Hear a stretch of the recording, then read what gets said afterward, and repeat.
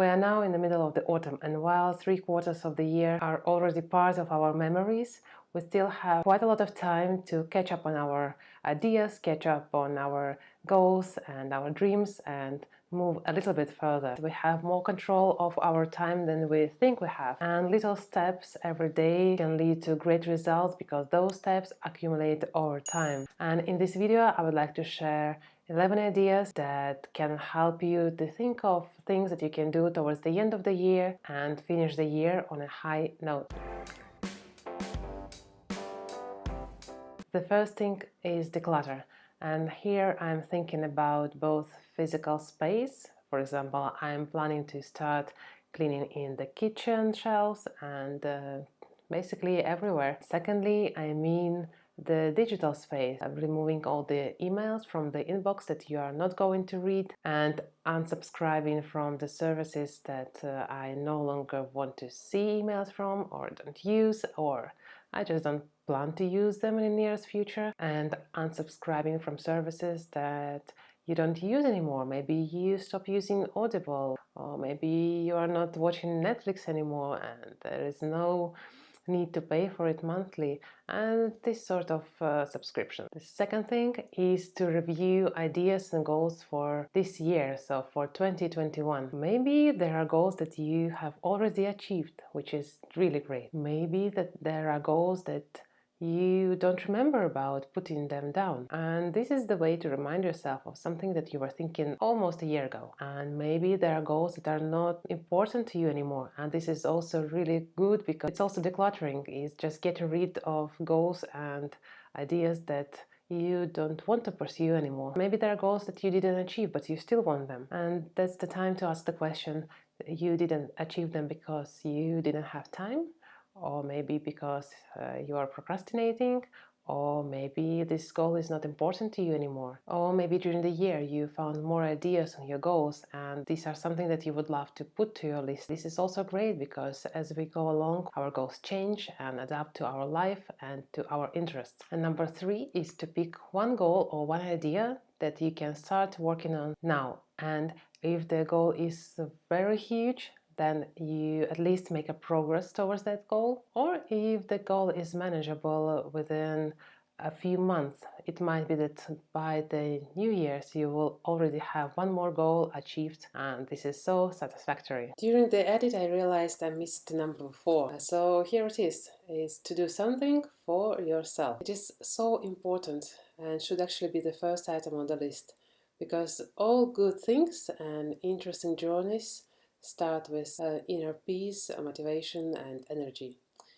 So it's time to do something uplifting. It could be a walk or meeting friends or a spa day, which could also be at home, or reading a book and even having an extra nap to regain some energy. So do something that will make you feel good, because this will help you to enjoy the current moment and also look ahead and have energy for that. Number 5 is to getting to know a new topic in the detail. So at the moment we have so much information coming from all the social media, from newspapers and everywhere, and we do hear about it and it may sound familiar to us, but we are not very deep with quite a lot of topics, and we don't have to be. But maybe there is some topic that can be interesting for you to go deep and to learn more.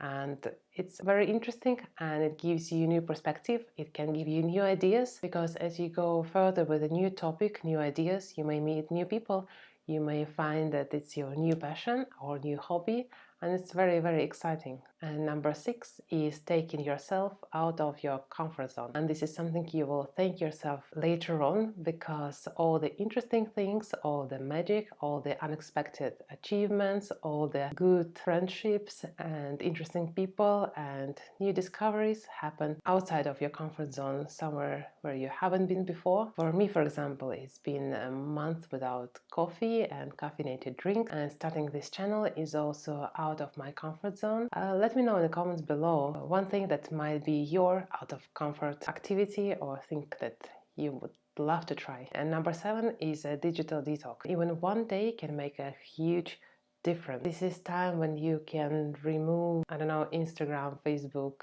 Twitter, YouTube applications from your mobile phone so that they don't disturb you, and use your mobile phone only as a phone and focus on something else. Talking to your friends, spending time with families, maybe reading a book, or maybe, I don't know, playing board game. Number 8 is reading a book.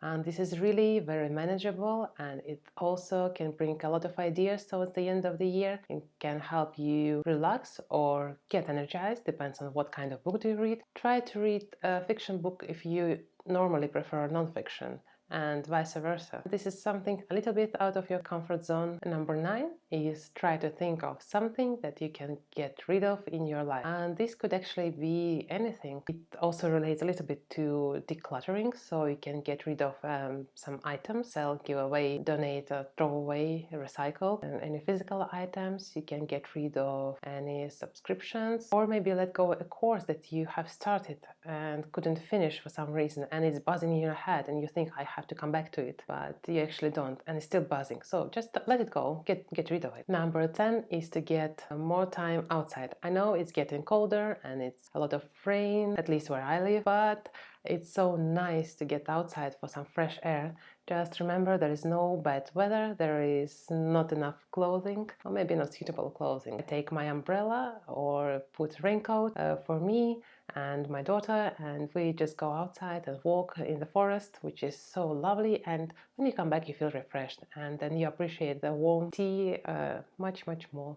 And finally, number 11 is more festive. It's to prepare for holidays. This is time to maybe start thinking about where you want to spend them, maybe booking some places, maybe thinking of presents if you do them, thinking of people you would love to call to and talk to during the festive season, people you would like to see, and things you would like to do with them. So just having a little bit of a plan and start thinking, do you need some sort of money, or can you do anything in advance so that you don't get stressed during the festive season? I hope you found some of these ideas worth trying, and you will definitely have a lot of fun trying them and feel more energized towards the end of the year. Thank you for tuning in, and I see you in the next video.